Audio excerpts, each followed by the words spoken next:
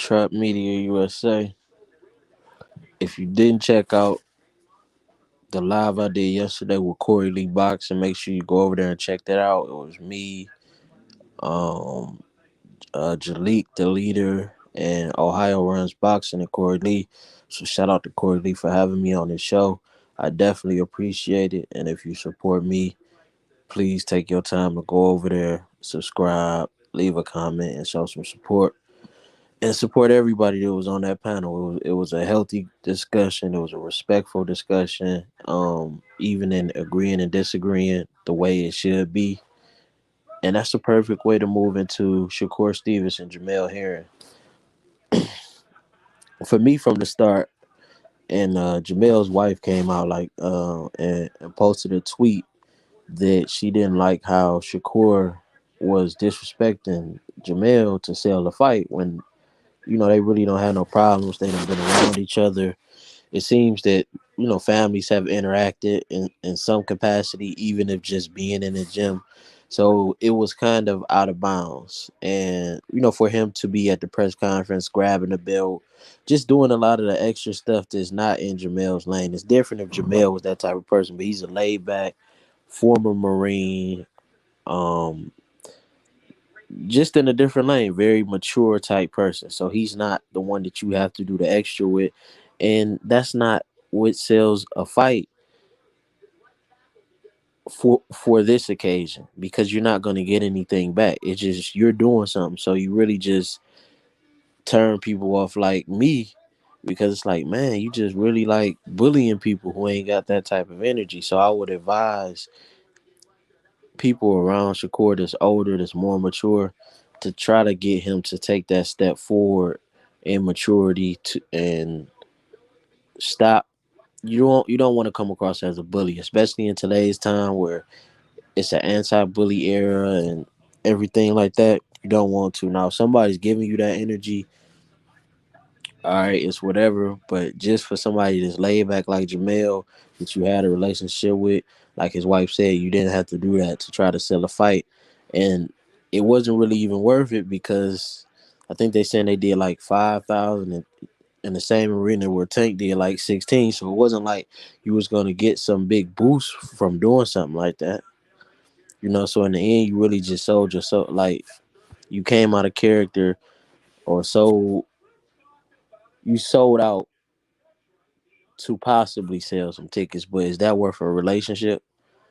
Because I don't know how Jamel Herring could look at, of course he's mature, he's gonna be respectful, but he can't look at you the same after doing something like that. And uh, overall, just getting to the fight, did Shakur come out and have a Shakur performance?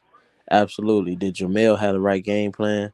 Absolutely not. You don't come out trying to box a Shakur Stevenson when you're not the more skilled fighter.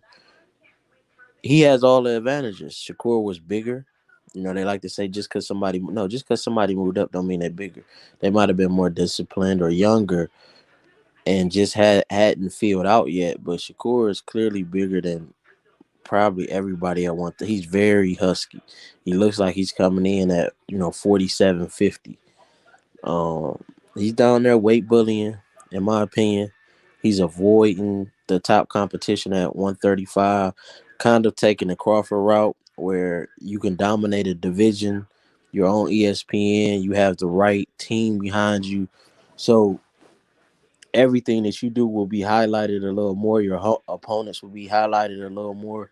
You'll get pound for pound for doing less when these other guys have to go through each other at 135, and the media won't point out, man, he's just as big as these other guys. We think he's so skilled. Why hasn't he, moved up to kind of get in that little tournament that they got going on? That is something that really won't be pointed out. People will just give him credit for same way they did Crawford, beating average guys. He hasn't fought anybody. The one time he didn't have every advantage, which was the power against Nakathila, we seen a different Shakur. We even seen him running at times in the fight. We seen him putting his hands in his pocket for majority of the fight, even to the point where he had to come out and apologize after the fight because of all of the backlash. So that's the one time we seen adversity in the ring where he didn't have the full power advantage and where a guy could punch just like him. And we seen he kind of shelled up. He didn't, you know, come out and be normal, aggressive, beat you to quick, Shakur. So I would pay attention to that because once you do start to face a different level of competition, it will be power, it will be skill. So you better hope that you're at a certain level at a certain point. Even the punches he was hitting Jamel with, it was a lot of sloppy work. It just he wasn't on his level. When people in America they be like, and they deal with American women, then they deal with Dominican. A lot of them be like, she Dominican bad or American bad. For boxing, I'd be like, is he white good or black good? Because it's a difference in white good and black good. So of course you can look great amongst the average, but when you put you amongst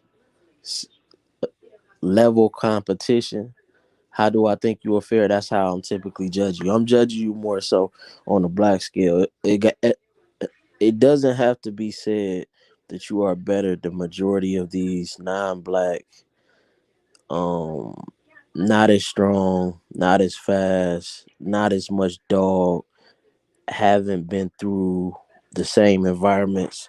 It goes without saying, and we commend him for that. We commend him for a silver medal. We salute his team for putting on a very good show. We salute his team for putting him in position because it's not his fault if he gets overcredited or anybody. And it's not like I'm just coming one way bashing one person. For years, if you go back, I was coming at Lomachenko the same way, coming at Crawford the same way. Anybody who I feel is getting credit too early, coming at Berlinga the same way. If I feel you getting credit too early before I've seen you do it against somebody, that's what I want to change more than anything in boxing. Let these guys earn it in the ring against top competition. We can say we see a lot of potential in some people, but to start even having pound for pound conversations or comparing guys to Mayweather or comparing guys to other top fighters in their generation, when the other top fighters are actually fighting good competition, it's unfair. And I'm just all about fairness in boxing. I'm all about supporting the people that deserves the support. I have no problem with the development stage, but I don't like in the development stage where guys are claiming crowns that they haven't earned and guys are giving crowns that they haven't earned. And I see the same thing that happened with Crawford, with him being able to avoid a lot of the tough competition and still get crowned or still get um Hall of Fame premature just because he undisputed a depleted division. I see the same thing coming for Shakur. So don't be surprised when Haney and all those guys and Tank and To, just that whole little class. Eventually they'll clash before Shakur clashes with any of them. But don't be surprised when Shakur is higher up on a pound for pound for fighting lesser competition. Because to me, Loma losing to To is better than Shakur beating Jamel Herring. You fighting top notch competition. Yeah, the first half of the fight was one way, but the second half of the fight was a very competitive fight. To closed strong, but it was points where it looked like To could have got out of there. I respect that more. Like a Sean Porter losing to a close fight with Spence is better than Shakur beating a Herring, beating Joet Gonzalez, beating Nakathi. Like that, none of them wins mean nothing. Like when we talking pound for pound. Now, in the overall scope of things, we respect that, we support that, we happy he doing something positive. But when we talking about the elite of the elite, we have to just be honest and let's take our time with Shakur. Remember, Broner was a different monster at 130, 135. And I see Shakur taking on that same type villain thing, even a little bit more aggressive because he's doing it to people that's not really on that time. Like at least Paulie was a talker with Broner. Like So Shakur is gonna go overboard. He's gonna continue to do this thing. He's gonna continue to. A lot of people support him, but it's gonna be a lot of people that won't. And when he finally does have that Madonna moment, it's gonna be tough for him. It's gonna be tough. We seen it in a win with Nakatila. Now imagine when it don't go his way. So if I'm on his team, or if I'm close to him, or if I'm any media that's close to Shakur, I try to tell him tone it down a little bit, especially against guys like Jamel that you got a relationship with. This elder in the gym when you in that gym.